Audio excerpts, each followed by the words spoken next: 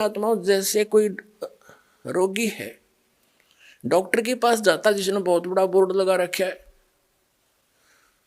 और उससे कहे कोई कि भाई क्या औषधि खाने से रोग नाश हो जाएगा, और वो डॉक्टर ये कहे कि भी औषधि खाने से रोग तो समा नहीं हो सकता, तो स्वाभाविक है व्यक्ति पूछेगा फिर औषधि खाने का फायदा क्या। और वो ये कहे डॉक्टर पद पर की फीत लाया हुआ व्यक्ति कि औषधि खाने से अन्य लाभ हो जाएगा। प्रश्नकर्ता कहेगा भाई अन्य क्या लाभ होगा, कि पहलवान बन जाएगा। किसी का टीबी हो रही हो है, वो पहलवान बनेगा रोग से, वो रोग कटे जब आप पहलवान हो जाएगा वो। तो इन बुद्धिहीन लोगों की ये थ्योरी थी, ये विधान था इनका। ये तो है अपना अनुभव, और ना ये कहते हैं वेदों में ऐसा ही लिखा है, मैंने वेदों अनुसार इसका संरचना की है। अब वेद क्या बताते हैं वो दिखाते हैं। ये देखिएगा यजुर्वेद, इसके अनुवाद करता भी कमाल की बात है महर्षि दयानंद ही हैं।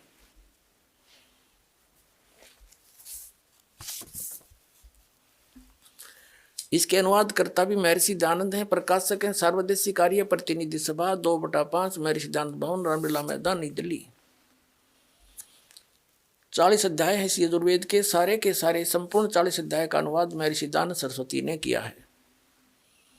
मुद्रक के print offset printers 1510 Pataudi house Daryaganj नई दिल्ली से। अध्याय नंबर 8 का श्लोक नंबर 13 दिखाते हैं आपको।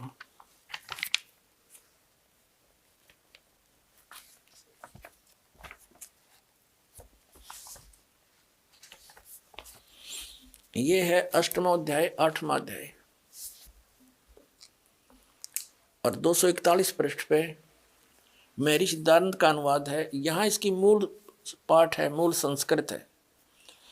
देव कर्तस्य एनस्य अवदनमसि, मनुष्य कर्तस्य एनस्य अवदनमसि, पितर कर्तस्य एनस्य अवदनमसि, ये सारी संस्कृत है। इसका अनुवाद यहाँ किया इन्होंने। ये 241 में हमने पढ़ा, अच्छी तरह देख लो, कोई नहीं सोचा दूसरा पृष्ठ दिखा गया होगा। ये 242 पे यहाँ इसने क्या कहा है कि हे सबके उपकार करने वाले मित्र आप, दान देने वाले के एनस्य शब्द देखो हम, क्योंकि देवनागरी लिपि हम आसानी से पढ़ सकते। एनस्य माने अपराध, एनस्य माने अपराध कहो पाप कहो, एनस्य माने ये स्वयं पाप भी लिख रहा है, अपराध कहो चाहे पाप कहो। अपराध के विनाश करने वाले हो, साधारण मनुष्यों के किए हुए एनस्य माने अपराध के विनाश करने वाले हो। विनाश कहो, अक्षमा कहो, नाश कहो। अब यहाँ इसने थोड़ी सी हेराफेरी कर दी, मित्र लिख दिया। अपने आत्माओं जो श्रद्धालु सत्यार प्रकाश को पढ़ते हैं उन्होंने ये तो फाइनल कर रखा है कि भगवान कुछ नहीं कर सकता, पाप नाश नहीं कर सकता, क्योंकि महर्षि दयानंद ने वेद निष्कर्ष सत्यार प्रकाश में लिख दिया। तो फिर वो इसको पढ़ने लगे, वेदों को, उसके अनुवाद को। उन्होंने देखा है तो मित्र के बारे में लिख रखा है, किसी ने जानने नहीं दिया। जो यहाँ तो पाप नाश का लिखा है। अब पाप मित्र दान करने वाले के पाप के नाश करेगा, बता, तो भगवान ने का जिक्र है। तो इसने इसका भी समाधान कर रखा दयानंद जी ने, दिखाते हैं। अब हम सत्यार्थ प्रकाश को पुनः उठाते हैं। इसमें से मित्र शब्द के बारे में इन्होंने क्या कहा है वो दिखाते हैं। ये प्रथम समोल्लास में इसने भगवान के नामों का उल्लेख किया है। 18 पृष्ठ पे क्या कहा है, इसमें इसने कहा है कि हे जो सबसे स्नेह करे, सबको प्रीति करने योग्य है, वह परमेश्वर सबका सच्चा मित्र है। इससे परमेश्वर का नाम मित्र है। अब ये सिद्ध हो गया कि जहां इसने वेदों में मित्र शब्द प्रयोग किया है वो परमेश्वर का बोध है। पुण्यात्माओं, जो एक क्रोथा कांड हुआ है ये इसी का परिणाम था कि इनकी पोल खोल दी और दयानंद की जो वो महर्षि वाला जो फीत थी वह उतार के धर दी दास ने। पुण्यात्माओं, एक थोड़ी सी कथा सुनाता हूँ यहाँ पर, पहले ये कंसेप्ट क्लियर कर दूं फिर सुनाऊंगा। अब ये तो एक बार ना, ये क्रोथा कांड जो कारण हुआ था, इस दास ने जब सत्यार प्रकाश को पढ़ा, देखा, वेदों से मेल किया, तो ये सारा फेल पाया। वेद परमात्मा को साकार बताओ, मनुष्य दृश्य बताओ, भगवान को अयो निराकार बतावे।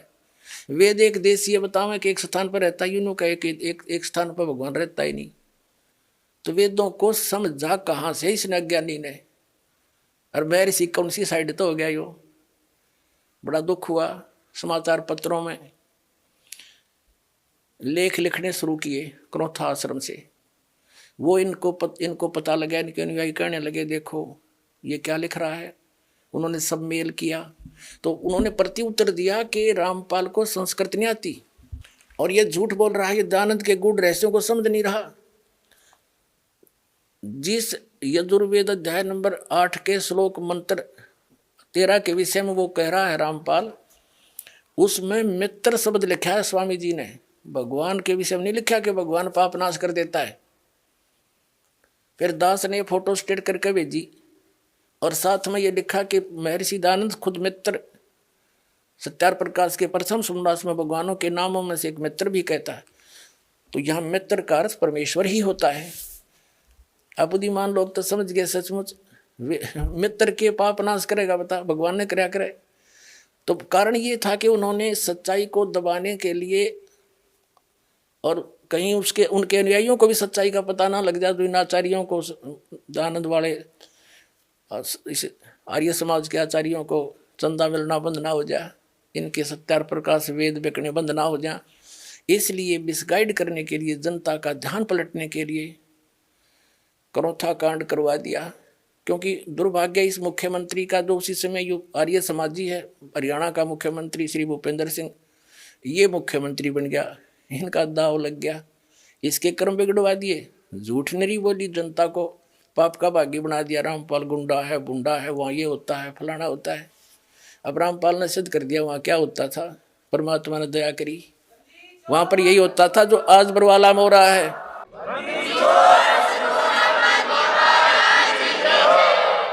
तो पुण्यात्माओं, इन्होंने ऐसा जुल्म कर रखा है, ये हितैषी नहीं है किसी जनता के। हितैषी होते तो स्वीकार करते कि भाई सच्चे गलती हो रही है, और प्रमाण दिखा रहा हूँ फिर भी ना मानने देते। तो इन जैसे तो दुष्ट हो ही नहीं सकते धरती पे। ये आचार्य क्या क्या आचार्य हैं फिर ये, जो सच्चाई को जनता से दूर रखने के लिए जुल्म करवा दिया, हमें जेल भिजवा दिया, झूठा मुकदमा बनवा कर और भक्तों को सताया। इनका बहुत बुरा होगा इनका अंत में। और हम तो आज भी उनके विरोधी नहीं हैं, क्योंकि दास को पता लग चुका है कि ये काल करवा रहा सारा, सभी उस परमात्मा के बच्चे हैं और वो भी मिसगाइड है। हम उनके हित में ही कह रहे हैं कि वो भी समझे और सच्चाई को स्वीकार करें, अपना कल्याण करावें। हम तो उस विधान का पालन करने वाले हैं कि जो तोकू काटा बोए वाह को बो तू फूल, और तो है फूल के फूल हैं उसको है त्रिशूल। हम उनका आज भी बुरा नहीं सोचेंगे, क्योंकि हमारे भगवान का आदेश है, उनकी करनी उन्हें आप मिलेगी जिसा उन्हें कर रखे। और भगवान के चरणों में आ जाएंगे तो उनका कल्याण उनका भी हो जाएगा, क्योंकि वो सब उसी के बच्चे हैं। इतनी सी बात। अब देखिएगा, अब हम फिर आते हैं यजुर्वेद अध्याय नंबर 8 के श्लोक मंत्र नंबर 13 पर। ये 8वां अध्याय है और ये 13 नंबर मंत्र यहाँ से स्टार्ट होता है। ये 13वां मंत्र है। देव कर्तस्य एन से अवजनवसी, मनुष्य कर्तस्य एन से अवजनवसी, पितृ कर्तस्य एन से अवजनवसी, आत्म कर्तस्य अनुष्य ओह अवजनवसी। अब 242-41 पर है ये मूल संस्कृत। अब अनुवाद इनका 242 पर है। अब क्या बताते हैं कि हे सबके उपकार करने वाले मित्र, महर्षि दयानंद का अनुवाद है। यहाँ समझो, हे सबके उपकार करने वाले परमेश्वर आप, उन्हीं के शब्दों में प्रमाणित कर दिया सत्यार प्रकाश में कि जहाँ महर्षि दयानंद ने कहा है कि जहाँ मित्र शब्द है वो परमेश्वर का ही बोधक है। तो यहाँ परमेश्वर शब्द पढ़ेंगे, क्योंकि डॉक्टर की इक्वेशन को, औषधियों के साल्ट को डॉक्टर समझ सकता है कि इन्होंने कौन से कहाँ क्या संकेत किया है। जन साधारण समझ जाए, फिर टीचरों की आवश्यकता क्या थी, गुरुओं की। भाई गुरु बिन का हुन पाया ज्ञान, जो थोथा वो छड़े मूड किसाना। गुरु बिन वेद पढ़े जो प्राणी, समझन सार रहे अज्ञानी। ये सारे अज्ञानी थे और वेद क्या बता रहे हैं, ये अनुभव क्या लिख गए। अब देखो, अगर ये जरा सी बुद्धि रखता दयानंद जी तो सत्यार्थ प्रकाश वेदों का इसने अनुवाद किया खुद करने वाला, तो सत्यार्थ प्रकाश में सेट कर देता। नहीं, इन्होंने केवल लोक वेद को आधार माना, जिस कारण से वेदों को भी अनदेखा कर दिया। अब इसमें स्पष्ट अपने कर कमलों से लिख रहा है कि परमात्मा पाप नहीं काट, परमात्मा घोर पाप भी काट सकता है, वेद ये कहते हैं। और ये सभी ऋषि नकली आपके समझ कर दिया कि प्रारब्ध तब भोगना ही पड़ेगा। और पाप क्या क्यों, प्रारब्ध के तो पाप होते हैं जो दुखदायी होते हैं, जो संचित वो तो रखे उनकी तो बाद में लेखा होगा, देखी जाएगी जब होगा। तो अब प्रारब्ध के वर्तमान के पाप से दुख होता है, और पाप कटा था कटाने के लिए दुख निवारण है, पाप कट गया तो दुख सुख हो गया, दुख दूर। हे सबके उपकार करने वाले मित्र आप, यानी परमेश्वर आप, देव करते से दान देने वाले के अपराध के विनाश करने वाले हो। अवैधनम माने विनाश, एनस्य माने अपराध के। मनुष्य करते से मनुष्य के साधारण मनुष्यों के भी किए हुए अनुष्य अपराध यानी पाप के विनाश करने वाले हो। अवैधनम पितर करते से, पिता करे से बेटा करे, कोई भी सत्साधना करे उसी के। एनस्य माने ये पाप ही लिखना था, अपराध के अच्छी प्रकार दूर करने वाले हो, नाश करने वाले हो। आत्म करते से अपने किए हुए, एनस्य माने पाप के, अवैधन माने नाश करने वाले हो, दूर करने वाले को हो चाहे विनाश करने वाले को, इसी की भाषा में वही शब्द है अवैधनम। एनस्य एनस्य अधर्म के अधर्म यानी घोर पाप के भी आप नाश करने हारे हो। ओए होए, जानता हुआ मैं जो कुछ भी अधर्म आचरण किया करता हूँ या करूँ, अनजान पने में भी जो कुछ भी किया करता हूँ वह करूँ, उस सब एनस्य माने पाप के, ये दुष्टाचरण हटा दिया, पाप के, एनस्य माने पाप के, पाप के नाश करने वाले हो। अवैधन माने दूर करने वाले हो, नाश करने वाले हो, विनाश करने वाले हो। अवैधन माने विनाश। तो यहाँ इसने ऐसी जगह कुछ अड़ंगा डाल दिया जो आम आदमी समझ नहीं सका। अब इसमें कर दिया कि मैं अनजानपने में कोई करूं या जानबूझ कर करूं कोई गलती, उसको भी आप माफ करने वाले हो अपने आत्माओं। अब वेद महर्षि दयानंद जो है आर्य समाज प्रवर्तक, वेदों को सत्य मानता है कि इसमें जो लिखा है इसके अतिरिक्त मैं मानता नहीं, वेद सत्य है। और इन्होंने इसने पीछे अपना विधान भी लिखा है कि वेद सत्य विद्याओं का पुस्तक है। महर्षि दयानंद ने मोहर मार रखी है कि वेद में जो लिखा है वो सत्य विद्या है, सच्चा ज्ञान है। अपने आत्माओं, वेद में तो यहाँ तक लिख दिया कि मैं चाहे अनजानपणे में करूं और चाहे जान कर करूं, आप सारे घोर पाप का विनाश कर देते हो। तो खाक इनका ज्ञान है, क्या पढ़े न वेदों को।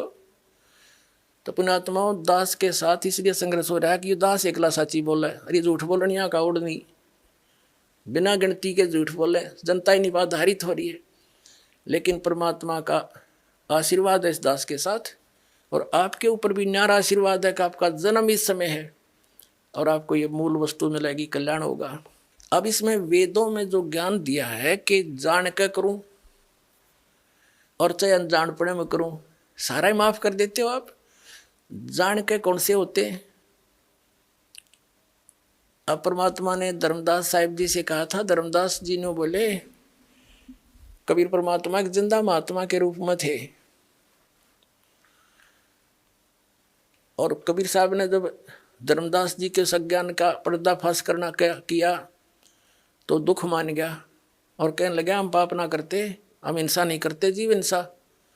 क्योंकि धर्मदास जी ने कबीर परमेश्वर को सोचा था ये मुसलमान है और हमारे देवताओं का जो है विरोध कर रहा है जानबूझ के, लेकिन परमात्मा सच्ची कहे थे। तो तब परमात्मा ने कहा था कि धर्मदास, सत्य ब्राह्मण की है हत्या, जो चौका तुम देवो नेता, ब्राह्मण से हत्या सो होई, जल स्नान करत हो सोई, पृथ्वी ऊपर पग जो धारे, करोड़ जीव एक दिन में मारे। पता फिर इतने पाप तो डेली करने लग रहा का जीवन ऐसा नहीं करता। जैसे लिपा पोती करते हो, पोचे लगाते हो, इनमें न जाने कितने जीव मरे। खेती करता है किसान, फाली के साथ न जाने कितने जीवों के पेट के अंदर से वो निकालता फाली, यानी वो तीखा हथियार जो फाली बोलते हैं उसको। तो कहने का जैसे अग्नि जलाते हैं इसमें जीव मरे, लकड़ियों में, उपलों में पोचा लगाते इनमें जीव मरे। हम चलते फिरते काम के लिए जाते हैं, अपने व्यवसाय के लिए जाते हैं, नौकरी के लिए जाते हैं, मजदूरी के लिए जाते हैं, उनमें जीव मरे। तो ये हमें पता है कि ये हो रही है। जैसे किसान खेती करता है, स्प्रे करने पड़ते हैं उसको मालूम है कि ये मेरे फसल में कीट लगा हुआ है, इसका नाश करना पड़ेगा, ना तो इसको ये खा जाएगा, मैं कंगाल हो जाऊंगा। और जैसे हम रोगी हो जाते हैं तो हमारे अंदर जो हानिकारक कीटाणु बढ़ जाते हैं ब्लड में, उन गोली खाते हैं, उन गोलियों से वो कीटाणु मारे जाते हैं, वो जीव हैं। तो यहाँ वेद का कहने का तात्पर्य ये है कि आपको पता भी है कि ये पाप हो रहे हैं, इनको त्यागा नहीं जा सकता। इच्छा कर्म मारे नहीं, बिन इच्छा मर जावे, कह कबीरता दास का पाप नहीं लगावे। उसको पाप नहीं लगे, जान के नहीं मारे। जैसे बैठे मकोड़े कीड़ा आ गया उसके नो मारी ईंट, को बात हुई है। आप चल रहे हो, इच्छा नहीं मारने की, और मर रहे हैं तो वो आपका वश नहीं। कोशिश करें जहाँ तक पैर बचा कर रखा जा रखे, तो दया भाव हो। तो इसी प्रकार कहा कि इनके भी, जैसे हम प्रतिदिन कपड़ा पहनते हैं, ये मैला हो जाता है, तो इसका विधान, इसका तरीका बता दिया, अभी साबुन और पानी से ही निर्मल भी हो जाता है। तो डेली जो हम साधना करते हैं, और ये हमारे ये जीव हिंसा होती है जो ना चाहते हुए होती है, इच्छा नहीं हमारी, तो उनके लिए ये भक्ति साधना इसलिए दी जाती है कि आपका डेली वो पाप जो होते हैं, मैल बन गया आत्मा, वो साफ होता रहेगा। धर्म करवाते हैं, दान करवाते हैं, और बाकी जो संचित कर्म है और प्रारब्ध के जो कर्म है, वो इस सतनाम और सारनाम से आपके नाश हो जाएंगे। जब ही नाम हृदय धरो, जब ही सतनाम हृदय धरो, भयो पाप को नासे, जैसे चिंगारी अग्नि की भई पड़े पुराण घासे। परमात्मा कबीर जी कहते हैं मेरे नाम में इतनी शक्ति है कि जब ही ये सतनाम आपको मिलेगा, आपके पाप कर्मों में, प्रारब्ध के कर्मों में और संचित कर्मों में ऐसे आग लगा देगा, जैसे सैकड़ों हजारों टन सूखे घास में एक माचिस की सीख जला के लगा दी जाए, सबको फूंक कर सभा करके राख बना देगा। और फिर चलेगी तेज आंधी, उसको उठा के पता नहीं कहाँ के कहाँ पटक देगा, फील्ड साफ हो जाएगा। जैसे सूरज के आगे बदरा, ऐसे कर्म छयारे, प्रेम की पवन करे चतुमंजन, फिर जल के तेज नयारे। कहते हैं फिर इस ज्ञान से, भगवान की भक्ति से, सिमरन से आपके पाप हल्के हो जाएंगे। आत्मा में एक छोटी सी बात पर भी आंसू आने शुरू हो जाएंगे भगवान की चर्चा में, तो समझो आपके पाप अब नाश हो लिए। जैसे कहते हैं, जैसे सूरज के आगे बदरा, सूर्य के आगे बादल अड़ जाते हैं, ऐसे कर्म छयारे, आत्मा और परमात्मा के बीच में ऐसे कर्मों की छाया है, ऐसे उनके छाए हुए हैं आगे। और फिर इस सत भक्ति करेंगे, परमात्मा में प्रेम जागेगा।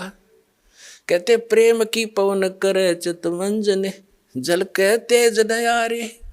प्यार जागेगा मालिक के प्रति, तो समझो आपके वो पाप के बादल छट चुके हैं। जैसे तेज हवा चलती है, बादलों को इधर उधर तितर बितर कर देती है, सूर्य फिर साफ दिखाई देता है, ऐसे आपके पाप कर्मों के बादल इस सतनाम और इस भक्ति से ऐसे छट जाएंगे। फिर आपकी आत्मा में परमात्मा की न्यारी कसक पैदा होगी।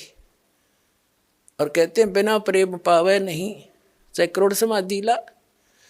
भगवान के ज्ञान से और इस भक्ति से आत्मा निर्मल होगी, हमारा जो करड़ापन वो खत्म होगा, जो हृदय में हमारा पाप जमा होने से हम इतने कट्टर बन गए हैं, हम झुकना जानते नहीं, हम कोई नेक काम में रुचि रही नहीं, तो ये हमारे पाप कर्मों का दुष्प्रभाव है।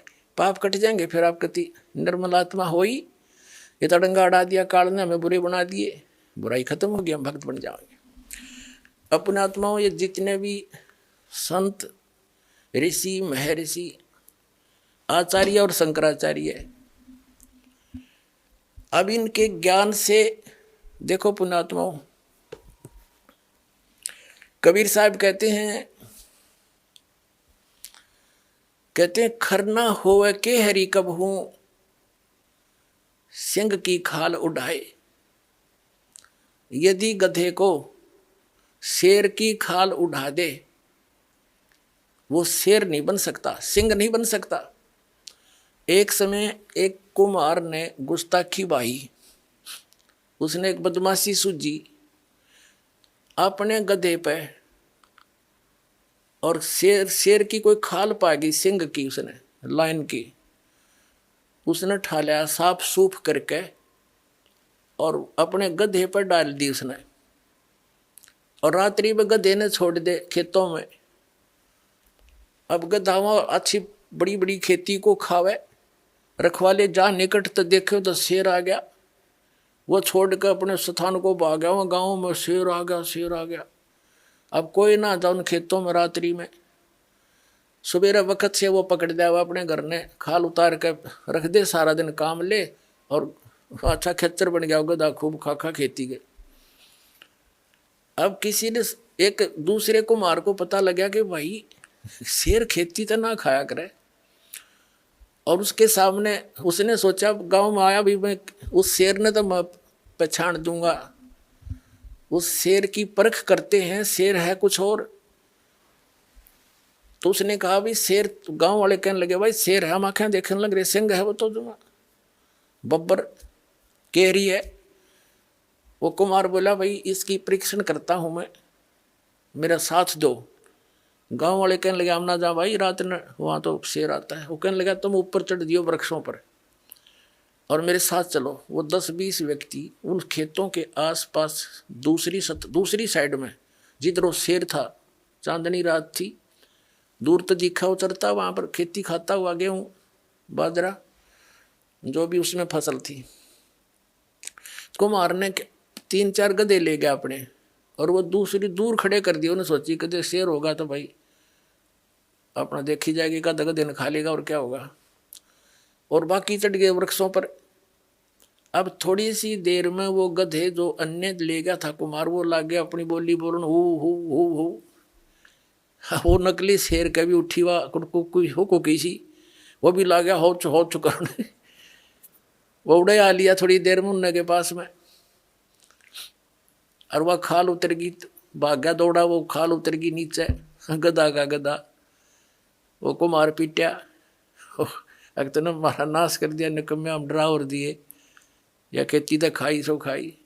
तो पुण्यात्माओं कबीर परमात्मा कहते हैं खरना हो वह के हरी कब हूं सिंह की खाल उड़ाए। ये मैं ऋषि नाम धरण तो मैं ऋषि हो जाएंगे। अब शेर की और गधे की बोली से पता लगा है, तो उनकी बोली में बोली मिली सारे की, तो पता लग गया शेर की बोली ऐसी होती है, गधे कैसी होती है। तो महर्षियों के विचार ये होते हैं जो वेद विरुद्ध हो। तो पुण्यात्मा इनकी वह खाल उतार दी दास ने, ये दिखा दिए किसे महर्षि थे। यानी इनकी बोली शेर की बोली और गधे की बोली का निर्णय कर दिया। वेद तो शेर की बोली, और कबीर परमात्मा और महापुरुषों ने जिनने परमात्मा को देखा और भगवान ने स्वयं आकर बताया, वह शेर की भाषा, वो तो सत्य है। और उसके विपरीत जो ज्ञान दे रहा है वह शेर की भाषा नहीं, गधे की भाषा है। शास्त्र विधि को त्याग कर जो मनमान आचरण करते हैं, गीता अध्याय नंबर 16 के श्लोक 23-24 में कहा है, उनको ना तो सुख हो, ना उनकी गति हो, ना कोई सिद्धि प्राप्त हो, इसीलिए तो भक्ति करते हैं। फिर वो भक्ति करते किस लिए? यूजलेस। इससे तेरे लिए अर्जुन कर्तव्य और अकर्तव्य की अवस्था में कौन से साधना कर्म करने चाहिए, कौन से नहीं करने चाहिए, वेद ही शास्त्र ही प्रमाण है। किसी की दंत कथा पर विश्वास मत करना। तो पुण्यात्मा हमने अपने सदग्रंथों को ही पुनः देखना होगा, और दास उन सदग्रंथों से ही आपके रूबरू कर रहा है कि ये ज्ञान गलत है इनका। आज तक के जितने भी ऋषि महर्षि आचार्य शंकराचार्य और संत, चाहे वो कबीर पंथी हैं और चाहे दूसरे पंथी हैं, उन महापुरुषों को छोड़कर जिनको परमात्मा सीधे मिले थे और ज्ञान दिया था, सतलोक ले गए थे, वहाँ पे छोड़ा था। बाकी किसी के पास भी अध्यात्म ज्ञान नहीं है, केवल लोकवेद, दंत कथा और शास्त्र विरुद्ध ज्ञान और समाधान उनके पास है, जो जनता का हानिकारक है, उनका जीवन नाशक है। उसको त्याग दो, इसको ग्रहण कर लो। इतनी सी बात दास सारे प्रयत्न में करके यही फाइनल करता है। आप सभी परमात्मा के बच्चे हो। ये संत आचार्य ऋषि महर्षि जो पहले चले गए तो गए बाढ़ में, उनका तो हो गया नाश जीवन। जो वर्तमान में जितने भी बैठे हैं संत हैं, ऋषि हैं, आचार्य और शंकराचार्य हैं, इनको सोचना चाहिए कि ये दास क्यों इतना बोल रहा है। आपके सीधम सीधा कह रहा हूं, तुम्हारा ज्ञान गलत है, तुम्हारी साधना गलत है, वेद विरुद्ध है, गीता विरुद्ध है। तो ये सांप सूंघ ज्ञान ने बोलते क्यों नहीं? या तो न्यू के रामपाल झूठ बोल रहा है, नहीं तो स्वीकार करें हाँ भाई गलत है, ताकि यह जनता जल्दी मान जाएगी। उनके कहने से सिर्फ इतना फर्क पड़ेगा कि सब सतर्क होंगे कि सचमुच, फिर वो देखेंगे सदग्रंथों से मैं दिखा दूंगा या सच्ची न्यू है भाई। अरे अपना भगवान पहचान लेंगे, दास का भी काम हल्का हो जाएगा, बैठ कर भक्ति किया करेंगे, पूरा विश्व नाम लेगा और कल्याण हो जाएगा सबका।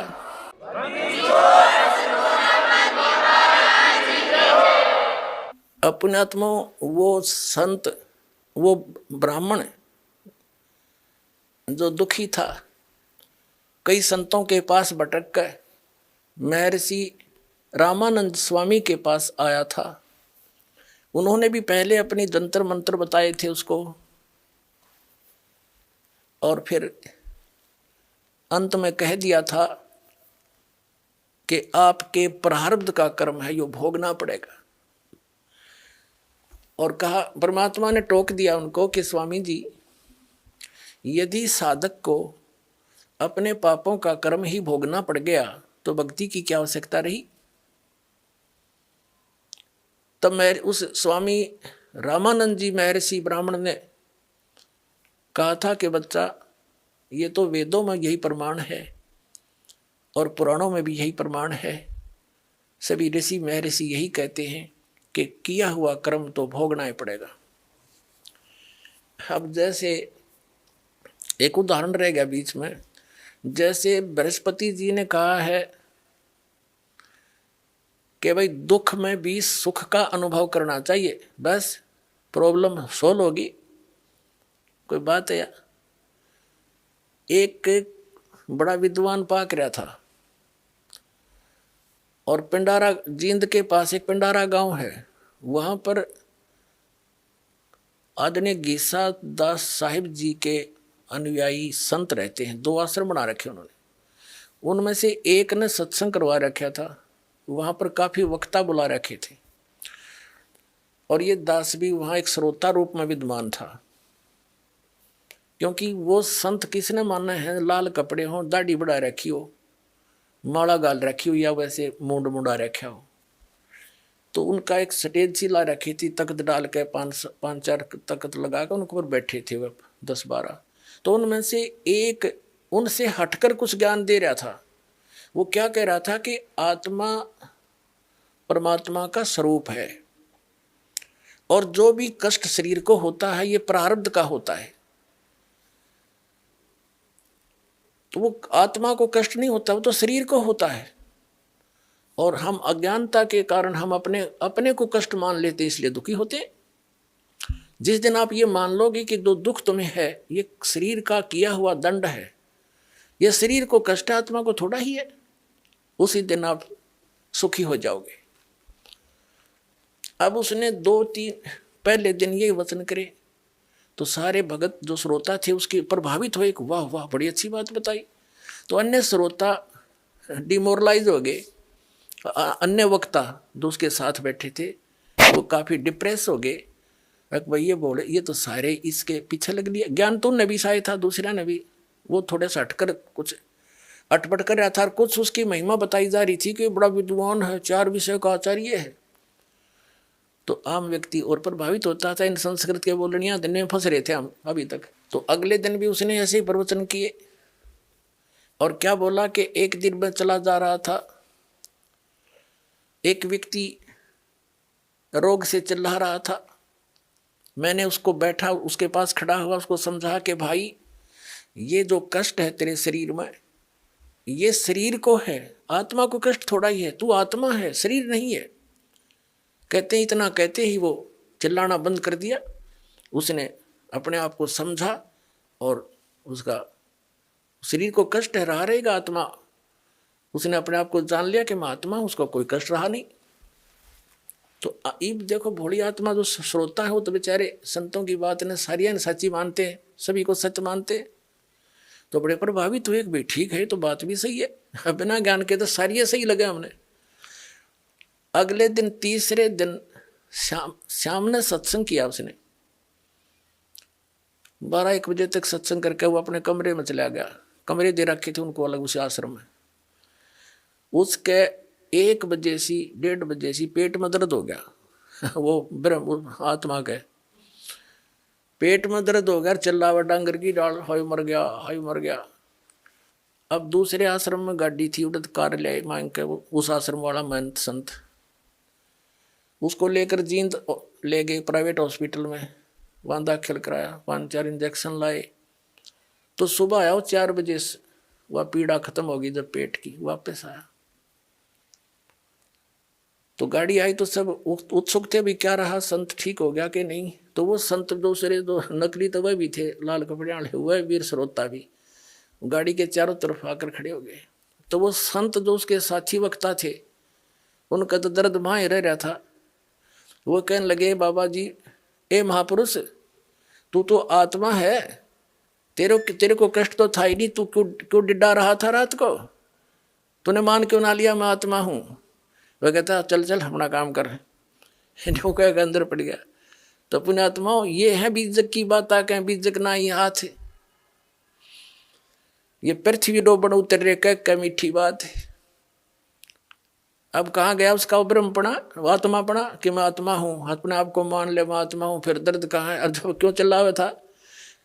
तो पुण्यात्मा ये बकवादी लोग थे, हमने ज्ञान था नहीं, इन हमारी रेल बना रखी थी, अंडोला बना रखा था, सबने मूर्ख बना कर हमारे दादे परदादे नरक में भेज दिए, वो भूत बना दिए, उनके श्राद्ध निकालो फिर वो बकवाद करें।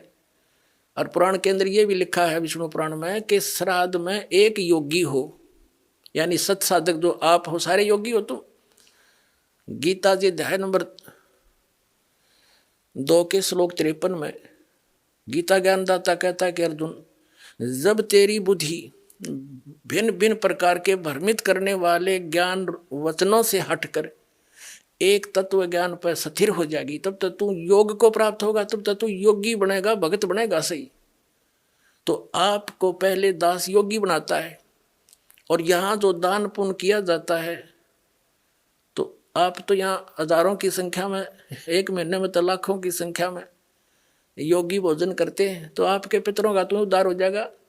विष्णु पुराण में लिखा है कि 1000 ब्राह्मण बैठे हो श्राद्ध जी मणिए, और उनके सामने एक योगी बैठा दिया जाना, आप ये सत भक्ति युक्त तत्व ज्ञान से परिचित, कहते उन ब्राह्मणों का भी उद्धार कर यजमान, और उसके पितरों का भी उद्धार हो। तो दास के पास है वो जड़ी, जो आपके पितरों का भी उद्धार होगा और आपका भी उद्धार होगा, ये नकली गुरु ब्राह्मणों का भी उद्धार होगा जो नाम ले लेंगे।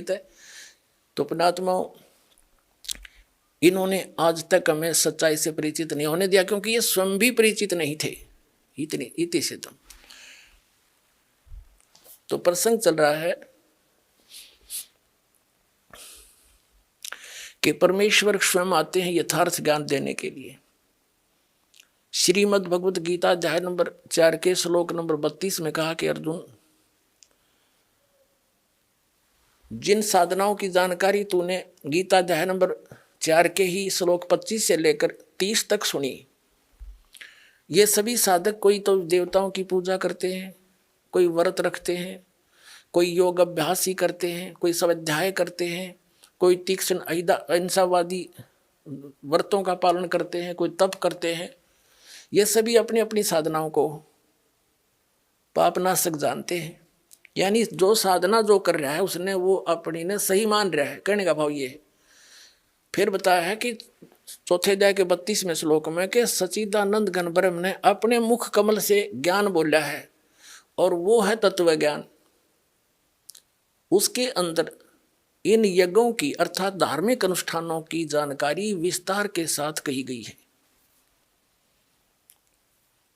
और वो है तत्व ज्ञान। उसको जानने के बाद सब पापों का अंत हो जाएगा, सब प्रकार के पापों से तो मुक्त हो जाएगा। वो तत्व ज्ञान है। चौथे अध्याय के 34वें श्लोक में कहा कि उस तत्व ज्ञान को तू तत्वदर्शी संतों के पास जाकर समझ। उनको दंडवत प्रणाम करने से, कपट छोड़कर नम्रतापूर्वक प्रश्न करने से वो तत्वदर्शी संत तुझे वो तत्व ज्ञान का उपदेश करेंगे। इससे सिद्ध ये तो ये हो गया कि गीता ज्ञानदाता स्वयं भी उस तत्व ज्ञान से परिचित नहीं है। यदि वो परिचित होता तो ये संकेत करने की आवश्यकता नहीं थी, वो एक अध्याय और लिख देता। इसने और वेद यजुर्वेद अध्याय नंबर 40 के श्लोक नंबर 10 से लेकर 13 तक भी ये प्रमाण दिया है कि कोई भगवान को जन्म लेकर अवतार रूप में मानता है आने वाला, कोई कहता वो जन्म ही नहीं लेता, निराकार बताते हैं। वो परमात्मा कैसा है, कहाँ है, ये जानकारी तत्वदर्शी संत बताते हैं, उनसे पूछो।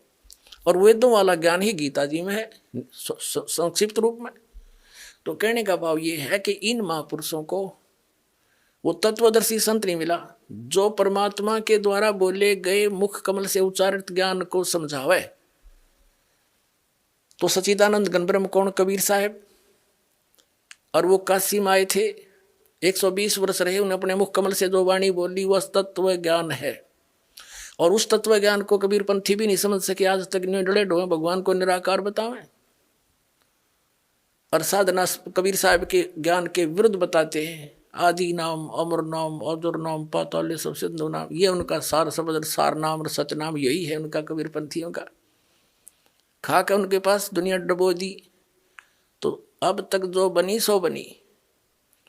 अब हमने स्वयं समझना पड़ेगा और उन अज्ञानियों को छोड़ के अपना कल्याण करवाओ। दास ने आपसे कुछ लेना नहीं, फ्री का मजदूर भेज रखा दास को आपने, अब परमात्मा ने आपके लिए, और आपकी सारी व्यवस्था करवाते हैं परमात्मा के बच्चों के लिए। आपके भाई बहन जो इस ज्ञान से परिचित हो गए हैं वो डिवोट हो चुके हैं मालिक के लिए। ऐसी सुविधा आपको शायद घर में नहीं मिलेगी जो यहाँ देता है भगवान अपने बच्चों को। और ऐसी सुविधा देकर फिर ऊपर से अमृत की वर्षा करते हैं। वो ज्ञान जो खोजे तो नहीं मिला, ऋषि मार गए, सिर मार के मर गए। कबीर साहब कहते हैं, नौमन सूत उलझिया ऋषि रहे जखमार, और सतगुरु ऐसा सुलझा दे उलझे न दूजी बार। सतगुरु ही इस तत्व ज्ञान को सुलझा सके। जो नौमन सूत उलझ गया, 1 किलो 1 शेर 1 किलो सूत उलझ जाना, जुल्हे को पूछना कितनी समस्या होती है उसको। तो परमात्मा जुल्हे थे, जुल्हे की लीला किया करते थे। उसी से उदाहरण दिया कि 1 किलो ग्राम सूत उलझ जा, कच्चा धागा टूटे तो गांठ पड़े, गांठ पड़ जाए तो जो यजमान है जिनका कपड़ा बुनना आया है वो पैसा दे नहीं एक भी बुनवाई का। अगर तूने गांठ लगा दी मेरे कपड़े में, तो उसको सुलझाना पड़ता था और सारा दिन लग जाता था 1 किलो सूत को सेट करने में, उलझे हुए को। तो इन्होंने काल ने तो 9 मन सूत उलझा रखा है भक्ति का, अध्यात्म मार्ग का। तो कबीर साहब कहते 9 मन सूत उलझिया ऋषि रहे जखमार, सतगुरु ऐसा सुलझा दे उलझे न दूजी बार। तो दास भेज रखा पुण्यात्मा सतगुरु बना के उस परमात्मा के ज्ञान से, और ये ऐसा सुलझा दिया। इस कलयुग में भी अध्यात्म ज्ञान नहीं उलझेगा, कोई भक्ति करियो चाहे ना करियो। बाकी तो मालिक का आदेश है, सभी करेंगे, पूरे विश्व में ये ज्ञान जाएगा।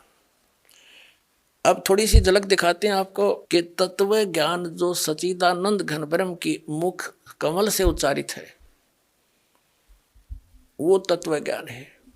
और वो तत्व ज्ञान उस परमात्मा, जैसे वेदों में प्रमाण है कि वो परमात्मा ऊपर रहता है सतलोक में, नर आकार है, राजा की तरह देखने में राजा की तरह है। वो नीचे आकर के अपनी प्यारी आत्माओं को ज्ञान देता है, दृढ़ भक्तों को मिलता है। आपको दिखाते हैं।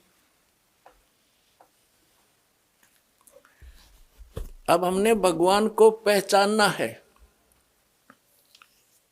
हमने परमात्मा को पहचानना है कि हु इज गॉड, परमात्मा कौन है।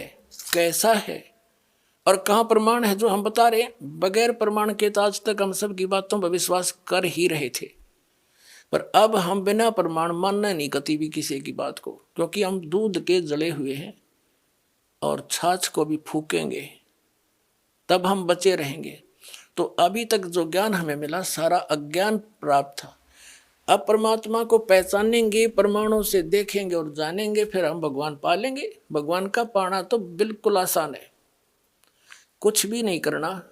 एक मंत्र आपको दिए जाएंगे, दैनिक क्रिया करते हुए इनका जाप करना है, सत्संग सुनना है और परमात्मा के लिए सत्संग में भी आना है और पुण्य करने ही होते हैं। तो धार्मिक व्यक्तियों के पहले लक्षण है, पहले भगवान मिल जाएगा। और दान दिए धन घटे नहीं, परमात्मा कहते हैं दान से धन नहीं घटा करता। चिड़ी चोंच भर ले गई नदी ना घट्यो नीर, और दान दिए धन घटे नहीं, कह रहे साहिब कबीर। यानी परमात्मा अपने आदेश दे रहे हैं कि जो इस शास्त्र अनुकूल साधना के अनुसार दान देगा। गुरु बिन माला फेरते, गुरु बिन देते दाने, गुरु बिन दोनों निष्फल हैं, चाहे पूछो वेद पुराण। यानी कुपात्र को दिया हुआ दान सफल नहीं होता, सुपात्र यानी गुरु के द्वारा दान करे, फिर देखो कैसे ना फलेगा। आदेश परमात्मा का, वो तो करते ही करते। अब आपको दिखाते हैं भगवान कैसा है, कहाँ है। और अभी आपने महर्षि दयानंद के विधान को पढ़ा सत्यार प्रकाश में कि भगवान निराकार है। हर उन्हीं के इन इंजीनियरों के द्वारा किया गया अनुवाद है आर्य समाजियों का। और इसमें परमात्मा स्पष्ट लिखा है कि राजा के समान देखने योग्य है।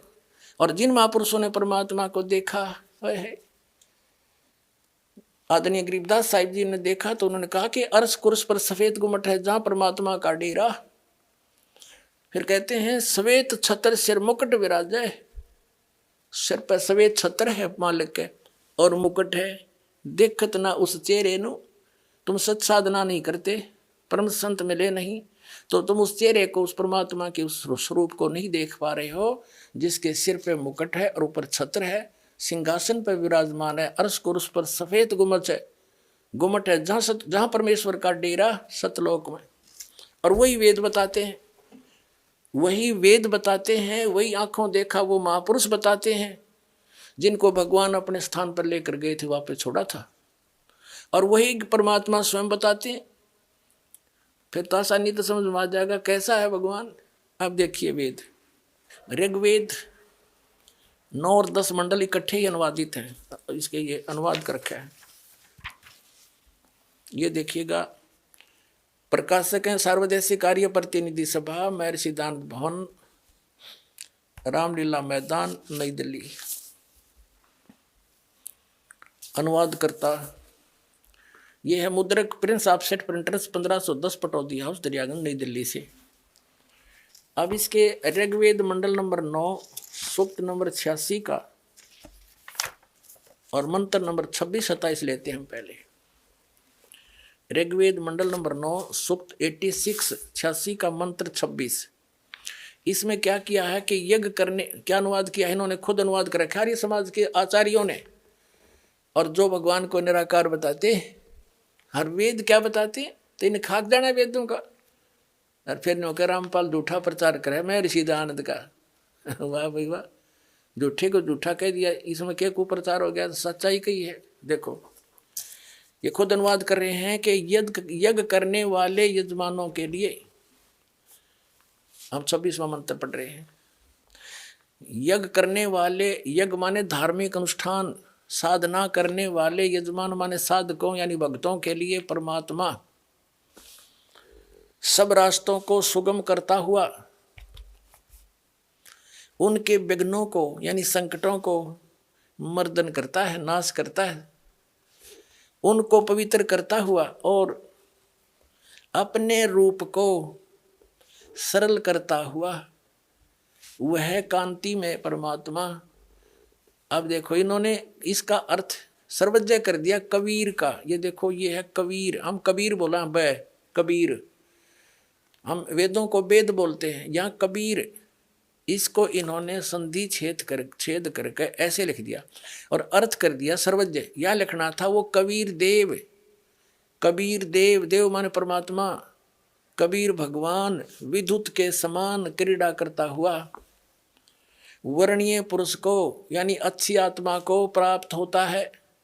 अब ये कंसेप्ट क्लियर कराएंगे, इसको देखेंगे कि कबीर माने कबीर देव होना चाहिए। यहाँ पर कबीर साहब, भगवान की महिमा चल रही है और भगवान की महिमा में कबीर शब्द है, तो कबीर देव ये कवि मान लो, कबीर देव लिख दो, ये कबीर देव, हम कबीर देव कहते हैं, कबीर ये कवि मानने हैं। तो यहाँ अगर अनुवाद सही करेंगे इसका तो कबीर देव लिख दो। जैसे यजुर्वेद है,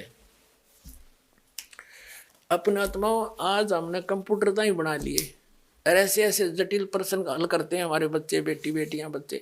तो ये तो कुछ भी कोई ना आपके लिए समझने में, वो तो एक दो रोटी के लिए माथा पे 16 साल करते हो और यहाँ 2 मिनट में समझा देगा दास, आपको सारी बात समझ में आ जाएगी, भगवान पावांगे, सतलोक चलेंगे। अब सारा पढ़ लिया, 20 साल बालक पढ़ा दिया, 15-16 वर्ष पढ़ा, फिर मृत्यु हो जाए बालक की, बताओ गया पढ़ा पढ़ा। और ये किया हुआ कभी व्यर्थ नहीं हो सकता, जो दास बताने जा रहा है। कहते हैं कबीर कमाई आपनी कदे ना निष्फल जा, और 7 समंदर आडे पड़ो हुआ मिले अगा हुआ। ये जो साधना दास आपको देगा कभी व्यर्थ नहीं हो सकती आपकी, एक सांस भी खाली नहीं जा सकता, इसकी कमाई मिलेगी वहां पर।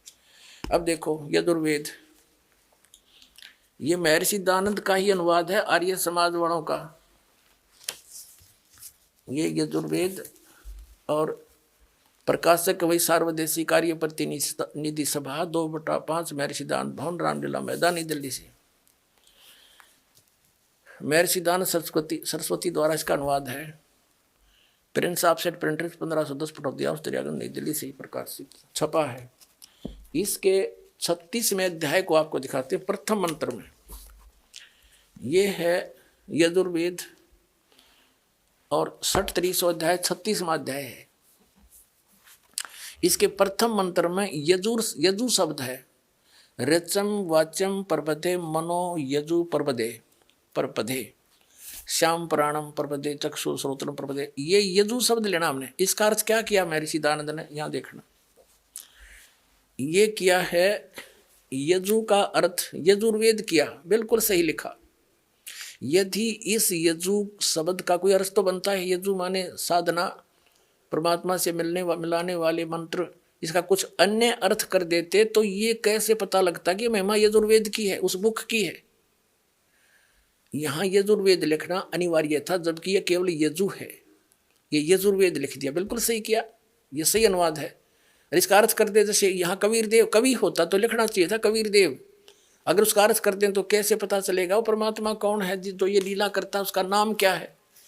तो ये कबीर देव लिख देते, कबीर देव। हम उसने कबीर पढ़ रहे हैं, कबीर वह को वह बोलते हैं हम, इसलिए अब भ्रंश करके उसको कबीर साहब कहने लगे। देव माने साहब को, राम को, गौड अल्लाह को, खुदा को। तो अब हम फिर आते हैं ऋग्वेद मंडल नंबर 9 सूक्त नंबर 86 के मंत्र 26 पर। अब हम यजुर्वेद रख दिया, ऋग्वेद उठा लिया, और ये भी इन्हीं आर्य समाज के आचार्यों द्वारा, आर्य समाजियों द्वारा अनुवाद है। ये देखिएगा, ऋग्वेद मंडल नंबर 26 मंडल नंबर 9 सूक्त 86 का, ऋग्वेद मंडल नंबर 9 सूक्त 86 का मंत्र 26 क्या लिखा है कि यज्ञ करने वाले यजमानों के लिए परमात्मा यानी साधना, धार्मिक अनुष्ठान, यज्ञ माने धार्मिक अनुष्ठान करने वाले यजमान माने भक्तों के लिए परमात्मा सब रास्तों को सुगम करता, उसके रास्ते खोल देता है, उनके विघ्नों को यानी उनके संकटों को मर्दन करता है, नाश करता है, और उनको पवित्र करता हुआ और अपने रूप को सरल करता हुआ वह कांति में परमात्मा कबीर देव, यह लिखना चाहिए था कबीर देव विद्युत के समान क्रीड़ा करता हुआ वर्णीय पुरुष को प्राप्त होता है, अच्छी आत्मा को मिलता है। फिर देखना ऋग्वेद मंडल नंबर 9 सूक्त 86 का मंत्र 26 पढ़ दिया 27 में। जो परमात्मा धूलोक के तीसरे पृष्ठ पर विराजमान है।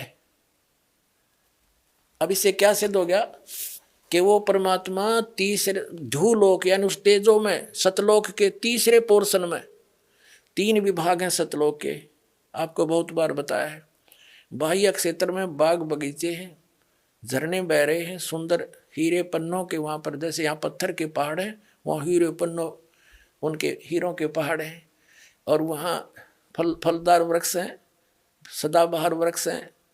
और दूसरे भाग में नर और नारी ऐसी सृष्टि है जैसे आपकी यहाँ पर, लेकिन शरीर वृद्ध नहीं होता, वह मृत्यु नहीं होती, कोई दुख नहीं, कोई अभाव नहीं, कोई रोग नहीं किसी प्रकार का।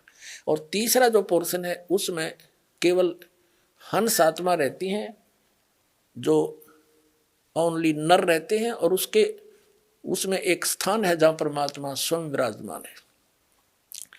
गुम्बज है, राजा के समान बैठे हैं वहाँ पर परमात्मा सिंहासन के ऊपर, सिर पे मुकुट है, सफेद छत्र है, बहुत बड़ा आलीशान उनका मकान है, परमात्मा जहाँ रह रहे हैं। अब ये तो स्पष्ट कर दिया कि परमात्मा तीसरे झूलों के तीसरे पृष्ठ पर, तीसरे स्थान पर विराजमान है, तीसरे पोर्शन में। और ये आर्य समाज और ये इसके परिवर्तक महर्षि दयानंद क्या कहते हैं, एक झलक फिर दिखा दूं। ये सत्यार्थ प्रकाश महर्षि दयानंद का अनुवाद है, ये अनुभव है, ये निराकार बताता है भगवान को। ये कहाँ से छपा है? पुण्यात्मा इनकी पाले से ना उतरेगी, इतना आपका समझ में ना आवे। अक सचमुच ये इतने अनजान थे, अज्ञानी थे। असली और नकली नोट साथ साथ दिखाए जाएंगे तभी हम समझ पाएंगे। ये कहाँ से प्रकाशित है? आचार्य प्रिंटिंग प्रेस, दयानंद मठ गोहाना मार्ग रोहतक से। इसके देखिएगा, ये आपने पहले ही पढ़ा था, फिर देख ली। सप्तम समोल्लास में, ये सप्तम समोल्लास सत्यार्थ प्रकाश के 154 पृष्ठ पे प्रश्न किया किसी ने, ईश्वर साकार है निराकार? महर्षि दयानंद कहते हैं परमात्मा निराकार है। स्पष्ट हो गया। अब हम फिर आते हैं ऋग्वेद, इन्हीं के नारिय समाजियों का अनुवाद है ये ऋग्वेद। और पुण्यात्मा अगर दास इसका अनुवाद करता और आपको बताता तो ये अवश्य भ्रमित कर। पहले कह रहे थे रामपाल ने संस्कृत नहीं आती, तो इनका फिर दाव लग जाता। आम आदमी ये समझ लेता भाई संस्कृत तो लोग जानते हैं वही समझ सकते हैं। ये अभी थोड़ी सी कमी त्रुटि आपका जरूर रह जाती है कितना न कितना है, तो वह भी ना छोड़ी भगवान ने इन इंजीनियरों द्वारा ही करवा दिया अनुवाद।